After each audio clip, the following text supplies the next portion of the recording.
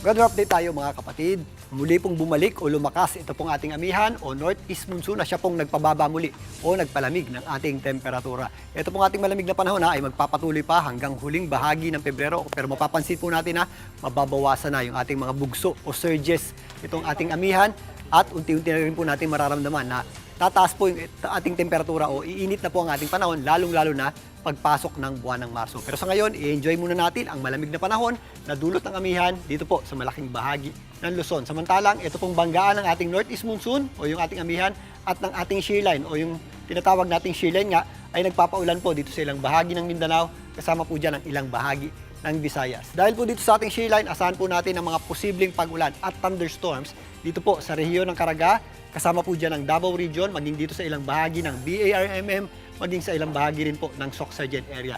Kaya mag-ingat po tayo sa mga posibleng epekto ng mga pag-ulan ito, gaya po ng mga flash floods and landslides, lalong-lalo na kapag nakakaranas po tayo ng thunderstorms. Dito naman sa Visayas, nag-extend din po ang epekto ng shearline sa ilang bahagi ng Eastern Samar, Leyte, Southern Leyte at maabot din po yan dito sa area ng Bohol. Possible din po yan or possible din po dyan yung ating mga tinatawag na thunderstorms. Ang natitirang bahagi naman ng Visayas, nagpapakita naman po yung ating araw dyan.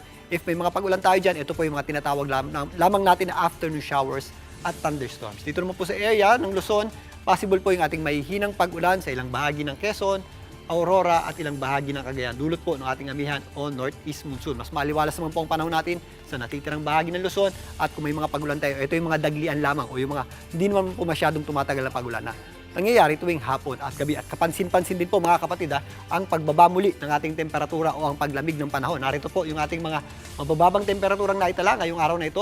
Umabot na po yan muli sa 15 degrees Celsius dito po sa Baguio City. Bumagsak po muli yan sa 20 degrees Celsius sa ilang bahagi ng Batanes, Bulacan, kasama na po dyan ang Rizal. Medyo malamig din po sa area ng Bohol dahil sa mga pagulan dulot ng ating shearline na umabot sa 20 degrees Celsius yung ating minimum temperature. Dito po sa Metro Manila, magpapatuloy po ang maganda at maliwalas sa panahon, lalong-lalo sa umaga hanggang tanghali, magiging maliwalas po ang sikat ng araw. Pagsapit ng hapon, bahagya po tayong nagkakaroon ng maulap na panahon at kung minsan meron tayong mga daglian lamang o yung mga pagulang hindi masyadong tumatagal at ito po ay mahihina lamang. Kaya sa mga lalabas ng bahay, ugalin pa rin po natin magdala ng anumang pananggalang sa ulan, lalong-lalo na pagsapit ng hapon at gabi, magagamit po natin dyan at mag-ready rin po tayo sa malamig na panahon, lalong-lalo na rin po sa gabi at madaling araw.